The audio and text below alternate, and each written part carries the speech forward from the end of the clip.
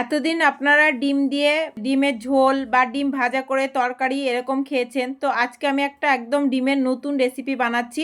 অবশ্যই পুরো ভিডিওটা দেখবেন, ভালো লাগবে। ভালো লাগলে প্লিজ একটু লাইক কমেন্ট শেয়ার করে দেবেন।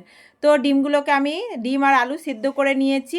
তারপরে ডিম আলুগুলো সিদ্ধ হয়ে যাওয়ার পরে ঠান্ডা করে নিয়ে ডিমগুলো ছাড়িয়ে নিয়ে এখানে আমি হাত দিয়ে ভালো করে মেখে নেব আর আলুগুলো মেখে নেব। আপনারা চাইলে গ্রেটারের সাহায্যেও গ্রেট করে নিতে পারেন। তো মেখে নেওয়ার পরে এখানে দিয়ে দিলাম পেঁয়াজ কুচি, রসুন কুচি, আদা কুচি আর 2 চামচ বেসন, তারপরে ধনে পাতা কুচি, কিছু গুঁড়ো মশলাও অ্যাড করে দিয়েছি, লঙ্কা গুঁড়ো, হলুদ গুঁড়ো, গোটা জিরে, ধনে ভালো করে মেখে নিয়ে এবার আমি ভেজে নেব গোল গোল করে। তো অল্প একটু কর্নফ্লাওয়ারও দিয়েছি 1 চামচ মতো, না হলে ভেঙে যেতে পারে। তারপরে কড়াইয়ে ভালো করে তেল গরম করে গোল করে লম্বা করে আপনাদের যেমন পছন্দ সেরকম করে দিয়ে ভাজতে পারেন।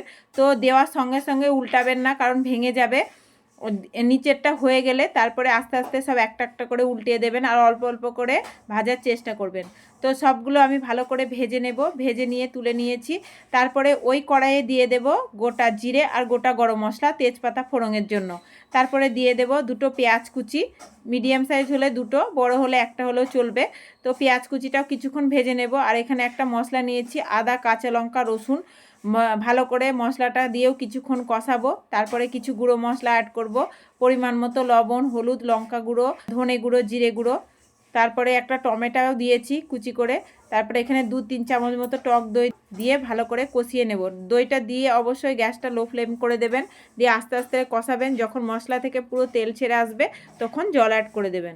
জলটা দিয়ে যখন জলটা ফুটে আসবে তখন ওই যে বড়াগুলো বানিয়ে রেখেছি ওগুলো দেবো, দিয়ে 10 মিনিট মতো ফুটিয়ে নিলেই রেডি হয়ে যাবে। উপর থেকে ধনে পাতা, গরম মশলা দিয়ে দিলেই রেডি আমার ডিমের কোপ্তা কারি। তো কেমন লাগলো আমার রেসিপিটা অবশ্যই কমেন্টে জানাতে ভুলবেন না।